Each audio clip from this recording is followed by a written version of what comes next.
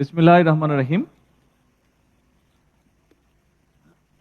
Startup science project and innovation idea showcasing প্রোগ্রামের সম্মানিত সভাপতি, মঞ্চে উপস্থিত সম্মানিত ব্যক্তিবর্গ, আমার সামনে উপস্থিত আমন্ত্রিত অতিথিবৃন্দ, সম্মানিত ব্যক্তিবর্গ, উপস্থিত শিক্ষকবৃন্দ এবং উপরে গ্যালারিতে উপস্থিত ইয়াং সায়েন্টিস্ট,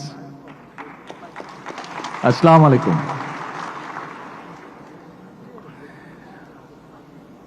আমি একটু আগে ওখানে যখন বসে ছিলাম তো বিভিন্ন জনের বক্তব্য শুনছিলাম, তা আমি তখন ভাবছিলাম যে কি বলবো।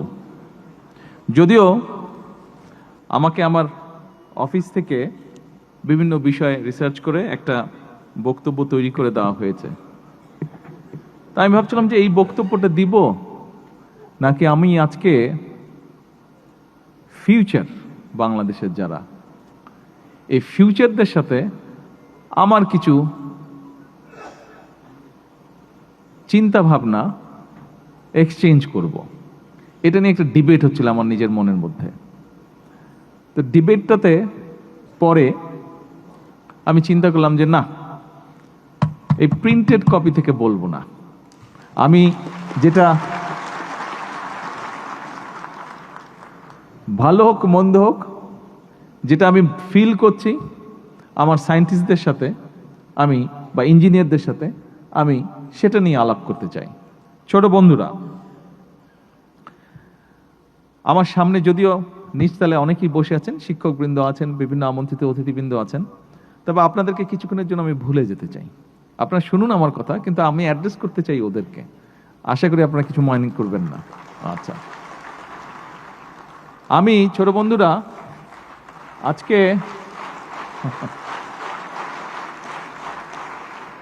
আমি যখন আসলাম এই প্রোগ্রামটাতে, যখন যেখানে তোমরা সব এক্সিবিট করছিলে, ওখানে যখন দেখলাম, তখন কয়েকদিন আগে আমি আর্মি স্টেডিয়ামে গিয়েছিলাম। ওখানে আরেকটি স্পোর্টসের অ্যারেঞ্জমেন্ট ছিল। তারপরে দুটো মিলে যখন আমার মাথার মধ্যে পুরা জিনিসটা ভেসে উঠল, তোমাদের এই যে প্রজেক্টগুলো এক্সিবিট করছিলে, ওই দিন যেই খেলোয়াড়দেরকে দেখলাম, সব কিছু মিলে পুরা সিনারিওটা যখন আমার মাথার মধ্যে আসলো, যখন আমি কল্পনার ভিতরে আমার আসলো পুরা সিনারিওটা, আমার নিজেকে খুব কনফিডেন্ট মনে হলো। এই স্টেজে যখন উঠলাম, ওখানে যখন বসলাম, খুব একটা কনফিডেন্ট ভাব লাগছে। ইয়েস, আমরা পারবো, আমরা পারবো। যাদের সামনে এইরকম ভবিষ্যৎ আছে, যাদের মধ্যে এরকম মেধা আছে, ওই মাঠের মধ্যে যাদেরকে আমি দেখে এসেছি খেলতে, আমার কাছে মনে হচ্ছে ইয়েস, বাংলাদেশের গেম চেঞ্জার হচ্ছে তোমরা। বাংলাদেশের গেম চেঞ্জার আমার সামনে বসে আছে।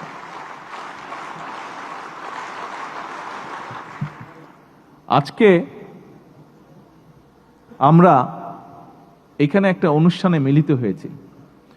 দেখো, এই যে যেই অনুষ্ঠানে আমরা এখানে মিলিত হয়েছি, কয়েকদিন আগে যে অনুষ্ঠানটির কথা বললাম, খেলোয়াড় প্লেয়ারদের ব্যাপারে, প্রাইমারি স্কুলের প্লেয়ার ছিল ওরা, ছোট ছোট বাচ্চা, কিন্তু দুর্দান্ত খেলছে, ফুটবল খেলছে তারা।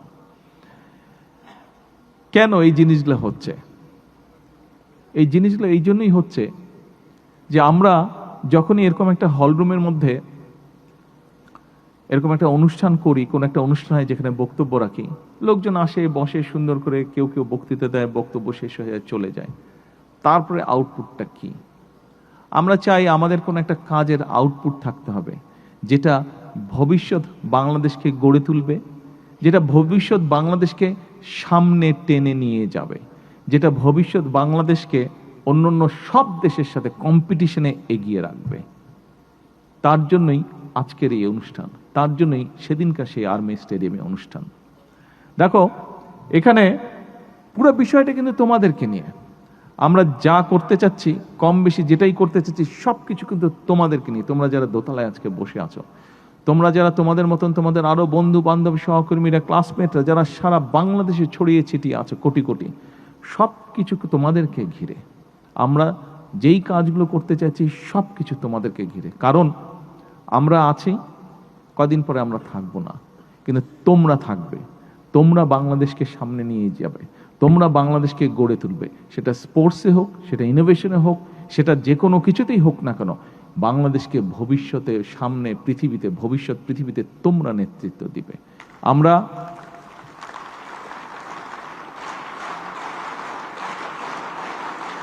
এবং সেজন্যই এখানে মাহাদি আমিন যখন বক্তব্য রাখছিল, এখানে মন্ত্রী সাহেব যখন বক্তব্য রেখেছেন, সেক্রেটারি সাহেব যখন বক্তব্য রেখেছেন, ওনাদের কথা থেকে কিছু কিছু জিনিস তোমরা জানতে পেরেছ। এই যে শিক্ষা ব্যবস্থার মধ্যে আমরা স্পোর্টসকে নিয়ে আসতে চাইছি, শিক্ষা ব্যবস্থার মধ্যে আমরা যে কালচারকে নিয়ে আসতে চাইছি, এই যে ইনোভেশনকে যে নিয়ে আসতে চাইছি, এটা কিন্তু হঠাৎ করে আমরা চিন্তা করিনি। এই যে এখানে মাহাদি আমিন আমার পাশে বসে আছে, এই মাহাদি আমিন এবং আমি এই যে এই পরিকল্পনাগুলো, এই যে দেখো তোমরা নিশ্চয়ই এর মধ্যে জানো, হয়তো কেউ কেউ পার্টিসিপেটও করেছো, সেটা হচ্ছে নতুন করি স্পোর্টস বা নতুন করি, বা এই যে অন্য স্পোর্টস যেটা এডুকেশন মিনিস্ট্রির আন্ডারে হচ্ছে। আমরা অলরেডি বলেছি কালচারাল মিনিস্ট্রি থেকে আজকে যেরকম ইনোভেশন নিয়ে প্রোগ্রাম হয়েছে, ঠিক কালচারাল মিনিস্ট্রি থেকেও প্রোগ্রাম হবে স্কুলে স্কুলে, কলেজে কলেজে। বাচ্চাদের কে গান করতে পারে, কে ছবি আঁকতে পারে, কে কবিতা আবৃত্তি করতে পারে, কে কোরআন কেরাত করতে প্রতিযোগিতা করতে পারে। এই যে তোমাদের মধ্যে থেকে যে বের করে নিয়ে আসতে চাইছি আমি, এই পরিকল্পনাগুলো কিন্তু গত 10-12 বছর ধরে আমরা করছি। মাহাদি আমিন যখন অক্সফোর্ডে পড়তো, ওর সাথে বসে বসে বসে বসে বসে বসে আমরা এই পরিকল্পনাগুলো করতাম, যে আমরা যখন যদি সুযোগ পাই, ইনশাল্লাহ সামনে সুযোগ পেলে তখন আমরা এই কাজগুলো করব। আমাদের ভবিষ্যৎ বাংলাদেশকে আমরা কিভাবে সাজাবো, সেজন্যই কিন্তু আমরা সিদ্ধান্ত নিয়েছি, যেটা বললাম ক্লাস 6 থেকে ক্লাস 1 থেকে 5 পর্যন্ত যতটুকু করা যায়, কিন্তু তখন তো বাচ্চারা ছোট থাকে, তারপরেও যতটুকু করা যায়। কিন্তু 6 থেকে 12 পর্যন্ত বাচ্চাদেরকে আমরা যেরকম একটা থার্ড ল্যাঙ্গুয়েজ দিচ্ছি, তোমরা তো বাংলা পড়ছো, বাংলা বলছো, সাথে ইংরেজিও করছো, ইংরেজিটার উপরে আমরা জোর দিতে চাইছি। ইংরেজিতে আরও যাতে বেটার তোমরা বলতে পারো, লিখতে পারো, পড়তে পারো। একই সাথে আমরা তোমাদের জন্য আরও কয়েকটা ভাষা সিলেক্ট করব, যেই ভাষাগুলো মধ্যে যে কোনো একটা শিখলে তোমার একটা থার্ড ল্যাঙ্গুয়েজ জানা থাকবে। তার ফলে তুমি দেশের ভিতরেই হোক, এই যে এখানে দেখো একটু আগে আমাদের দুটো মেয়ে কি সুন্দর চাইনিজ ভাষায় কথা বললো। এখন এই যে যখন চায়নায় যাবে, ওরা যদি চায়নায় যায়, ওদের কিন্তু কোনো সমস্যা হবে না। ঠিক তুমি যদি জার্মানিতে যাও, বা তুমি যদি জাপানে যাও, তুমি যদি ফ্রান্সে যাও, তুমি যদি মিডল ইস্টে যাও, তোমার যদি সেই ভাষাগুলো জানা থাকে, তখন কিন্তু তোমার সেটা তুমি চাকরি বাকরি করো অথবা যে কোনো কাজই করো, তোমার কিন্তু সেখানে সমস্যা হবে না। কাজে এই যে ভাষাটা আমরা তোমাদেরকে শেখাতে চাইছি, এরকম স্কুলের মধ্যে আমরা ভাষাটা নিয়ে আসবো। একই সাথে ইনোভেশন তো আছে। আমরা চাইছি যে তোমাদের মধ্যে, এখানে তোমরা যারা আজকে ইনোভেশনের মধ্যে এসছো, এই প্রোগ্রামে এসছো, তোমাদের মধ্যে অনেকেই এরকম আছে, কেউ হয়তো ছবি আঁকতে পছন্দ করো, কেউ হয়তো গান গাইতে পছন্দ করো, কেউ হয়তো কবিতা আবৃত্তি করতে পছন্দ করো, কেউ হয়তো মিউজিক্যাল ইনস্ট্রুমেন্ট বাজাতে পছন্দ করো। আমরা চাচ্ছি তোমাদেরকে এই স্কোপটাও আমরা করে দেবো। আজকে যেরকম তোমাদের ভিতরে ইঞ্জিনিয়ারিং বা সায়েন্টিফিক যেই প্রতিভা আছে, সেটাকে যেরকম আমরা ফুটিয়ে তোলার চেষ্টা করছি, আমরা এটাও পরিকল্পনা গ্রহণ করেছি যে তোমাদের ওই কোয়ালিটি যাদের মধ্যে আছে, তাদেরকে আমরা সুযোগ করে দেবো, যাতে তোমরা ওই কোয়ালিটিটা তোমরা ফুটিয়ে তুলতে পারো। একই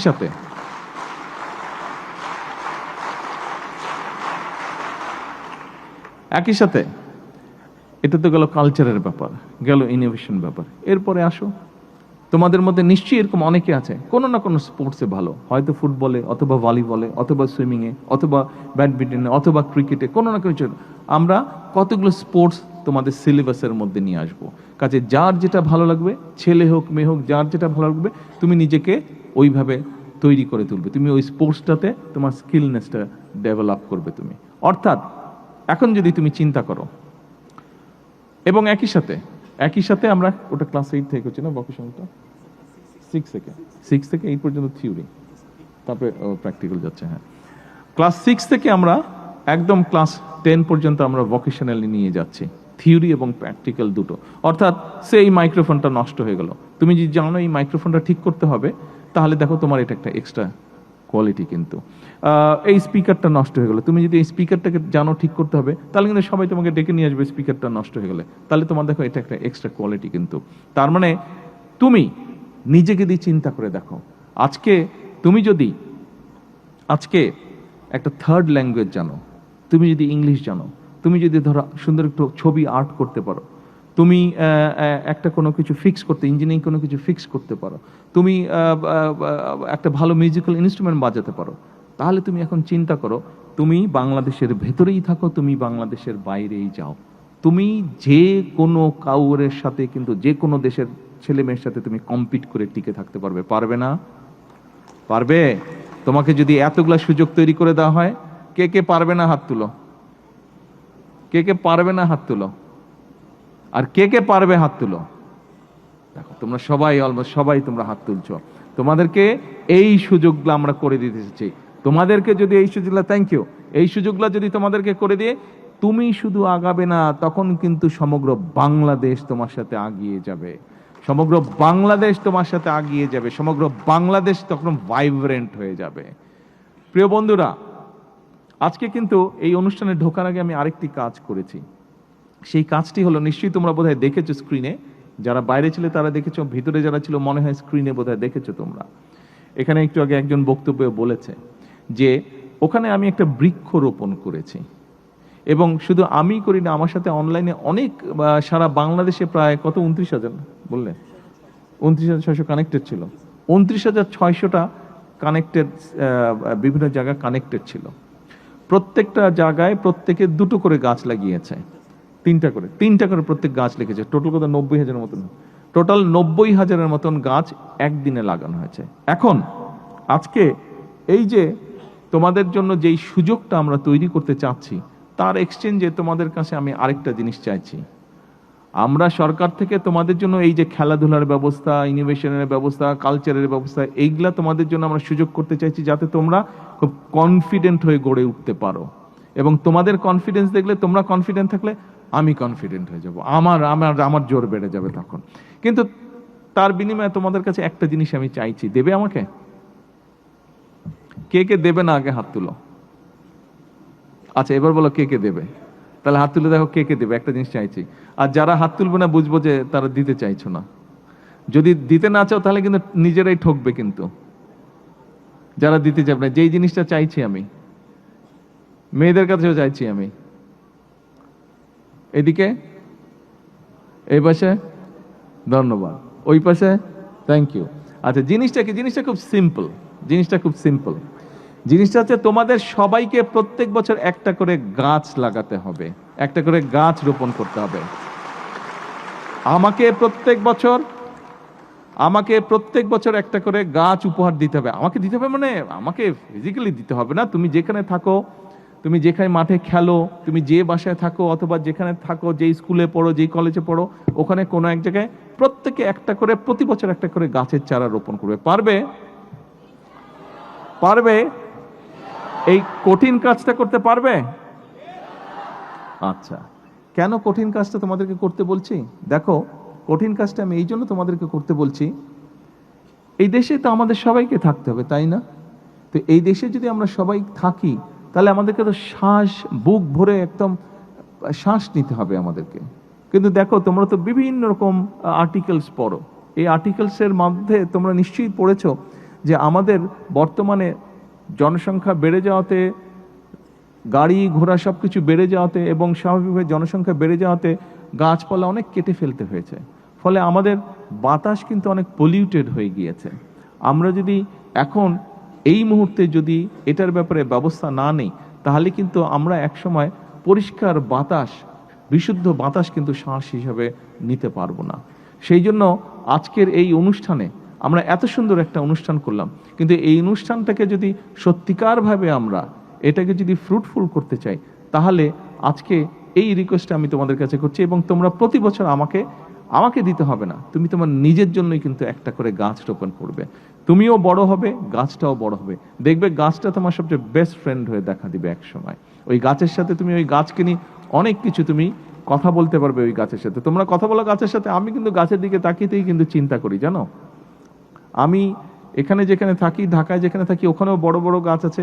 আমি লন্ডনে যেই বাসাটা থাকতাম, ওখানে আশেপাশে অনেক বড় বড় গাছ ছিল, এবং আমি মাঝে মাঝে গাছের দিকে তাকিয়ে থেকে সারাদিন তাকিয়ে থেকে হাঁটতাম, জানো। এটা একটা ডিফারেন্ট ফিলিং, কিন্তু যখন বড় গাছ দেখবে খুব সুন্দর লাগে দেখতে। গাছের যখন বাতাস হয়, যখন গাছটা নড়াচড়া করে, গাছটা দেখতে তখন খুব সুন্দর লাগে, অদ্ভুত একটা ভালো লাগার ফিলিং থাকে। আমার বিশ্বাস তোমরা যখন একটি গাছকে চারা রোপণ করবে, গাছটা যখন বড় হবে, তোমরা এই ফিলিংটি তোমরাও পাবে, এবং ওই গাছের দিকে তাকিয়ে তুমি অনেক কিছু ভাবতে পারবে, অনেক পরিকল্পনা করতে পারবে। আমি করি, তোমাদের সাথে শেয়ার করলাম আমার একটা সিক্রেট কথা। আমি কিন্তু গাছের দিকে তাকিয়ে থেকে অনেক পরিকল্পনা করি, অনেক কিছু চিন্তা করি আমি। এখন ছোট বন্ধুরা আসো, বক্তব্য অনেক হচ্ছে, আমি জানি তোমরা সেই সকালবেলা এসছো, এখন অনেকের ধৈর্যচ্যুতির ঘটনা ঘটেছে। এখন এই যে বাংলাদেশ, তোমরা অনেকেই স্লোগান দিয়েছো, সবার আগে বাংলাদেশ। সবার আগে বাংলাদেশ স্লোগানটা তোমরা দিয়েছো বই কি, কিন্তু এই স্লোগানটা না তোমাদেরকে ফিল করতে হবে, তোমাদেরকে অনুধাবন করতে হবে। শুধু স্লোগান দিলে চলবে না। কেন সবার আগে বাংলাদেশ? এই জন্যই সবার আগে বাংলাদেশ, কারণ আজকে তোমরা আছো। তোমাদেরকে আমরা দেখতে পারি বলেই আমরা মনে করি তোমরা পারবে, সেই আত্মবিশ্বাস তোমাদের মধ্যে আছে বলেই আমি ওই স্লোগানটা দিয়েছি, সবার আগে বাংলাদেশ। কারণ তোমাদের মতন ভবিষ্যৎ,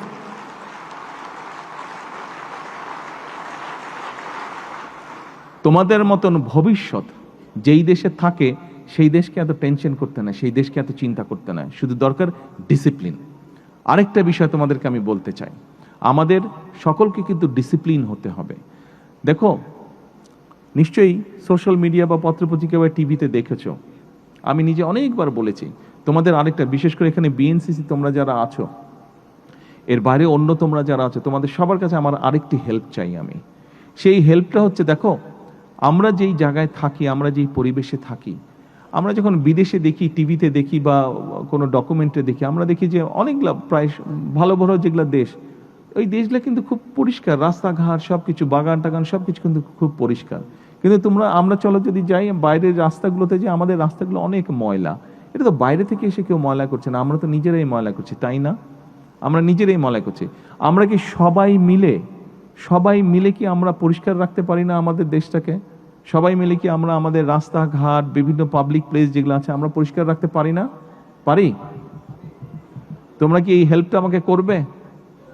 হ্যাঁ, তাহলে আমরা এখন থেকে সবাই মিলে একটা কাজ করার চেষ্টা করব।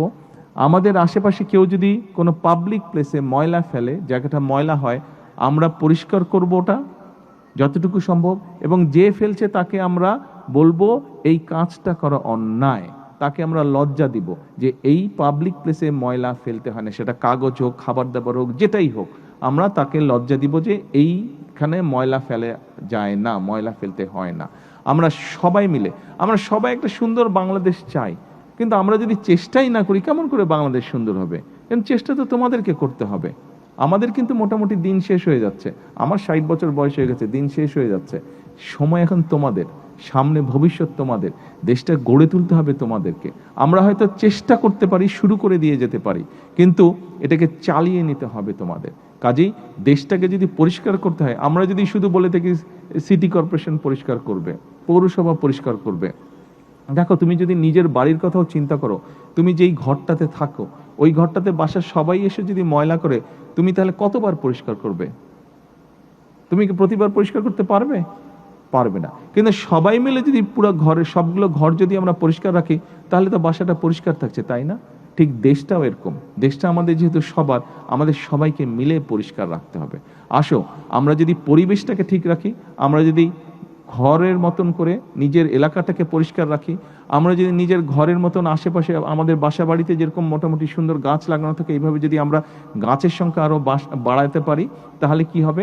আমাদের পুরো পরিবেশটা ফ্রেশ হবে, এবং সেই সুন্দর পরিবেশে তোমরা বসে আরও নতুন নতুন ইনোভেটিভ জিনিস তোমরা চিন্তা করতে পারবে, নতুন নতুন ইনোভেট করতে পারবে, তোমরা জিনিসপত্র তোমরা বানাতে পারবে, এবং নতুন নতুন পরিকল্পনা করতে পারবে, যেটি তোমাদের উপকার হবে, যেটি দেশের উপকার হবে, যেটি দেশের মানুষের উপকার হবে। প্রিয় বন্ধুরা, আজকে এখানে যারা তোমরা এসছো, যারা জয়ী হয়েছো, যারা জয়ী হওনি, সকলকে আমি আন্তরিকভাবে ধন্যবাদ, শুভেচ্ছা জানাতে চাচ্ছি। একই সাথে যারা প্রাইজ পেয়েছো তো পেয়েছো, যারা প্রাইজ পাওনি, যারা 1 থেকে 10-এর মধ্যে আসতে পারোনি, প্লিজ তোমরা কিন্তু হতাশ হবে না। প্লিজ তোমরা তোমাদের সেই উদ্যম কিন্তু ছেড়ে দিলে চলবে না, বসে গেলে চলবে না। তোমাদেরকে নেক্সট ইয়ারের জন্য তোমাদেরকে আবার উদ্যমী হতে হবে, নেক্সট ইয়ারের জন্য তোমাদেরকে আবার তৈরি হতে হবে। পারবে? হ্যাঁ, পারবে? Very good, very good. একই সাথে আজকে যারা শিক্ষক আপনারা এসছেন, আপনাদেরকে বিশেষ করে আমি আন্তরিকভাবে ধন্যবাদ জানাতে চাই। দেখুন, আপনারা শিক্ষক, আপনারা যদি এদেরকে, এই বাচ্চাগুলোকে আপনারা যদি ঠিকভাবে ডাইরেকশন দেন, তাহলে কিন্তু দেশটা ঠিক ডাইরেকশনে যাবে। আপনারা কিন্তু মানুষ গড়ার কারিগর, আপনাদের উপরে কিন্তু অনেক কিছু নির্ভর করছে। আমি জানি এখানে পুরস্কার দেওয়ার সময় একজন শিক্ষক তার স্কুল বিল্ডিংয়ের কিছু সমস্যার কথা বলছিলেন। আমাদের অনেক সমস্যা আছে, আমরা কেউ বলছি না যে সমস্যা নেই, কিন্তু এই সমস্যাগুলো একদিনে যেমন আমরা সমাধান করতে পারবো না, আমাদেরকে পর্যায়ক্রমিকভাবে সমাধান করতে হবে। কিন্তু এটাও ঠিক, একটা দেশে মানুষ, অর্থাৎ যারা ভবিষ্যৎ, এদের যদি শিক্ষা থাকে, এদের যদি সঠিকভাবে মানবিকতা থাকে, এবং এদের যদি দেশের প্রতি প্রেম থাকে, মূল্যবোধ থাকে, তাহলে এর চেয়ে আর বড় সম্পদ কোনোটা হতে পারে না। এবং সেই সম্পদকে যদি আমরা সঠিকভাবে কাজে ব্যবহার করতে পারি, সেই সম্পদকে সঠিকভাবে দেশের জন্য ব্যবহার করতে পারি, তাহলেই আমরা আমাদের সেই কাঙ্ক্ষিত বাংলাদেশকে গড়ে তুলতে পারবো। প্রিয় শিক্ষকবৃন্দ, আমি জানি বিভিন্ন জন আপনারা বিভিন্ন সমস্যার মধ্যে আছেন, কষ্টের মধ্যে আছেন। তারপরে আসুন, আমরা কম বেশি প্রত্যেকের অবস্থানে কিছু না কিছু সমস্যা, কষ্টের মধ্যে আছি। সেই কষ্টের মধ্যে থেকেই আপনারা এতদূর নিয়ে এসেছেন। আসুন আমরা যদি সকলে মিলে চেষ্টা করি, তাহলে সেই কষ্টটাও আমরা যেমন কিছুটা অনেকটাই হয়তো ইনশাল্লাহ কমিয়ে ফেলতে পারবো, কিন্তু একই সাথে আমরা একটা সুন্দর বাংলাদেশ গড়ার কাজও শুরু করতে পারবো। পরিশেষে আমি শিক্ষা মন্ত্রণালয় সহ এই সুন্দর অনুষ্ঠানটিকে সুন্দরভাবে উপস্থাপন করার জন্য যারা যারা কষ্ট করেছেন, প্রত্যেকটি মানুষকে আমার আন্তরিক শুভেচ্ছা এবং ধন্যবাদ জানিয়ে, এবং ফিউচার বাংলাদেশের একটি শক্তিশালী ফিউচার, এই প্রত্যাশা ব্যক্ত করে আমার বক্তব্য শেষ করছি। আল্লাহ হাফেজ। বাংলাদেশ জিন্দাবাদ।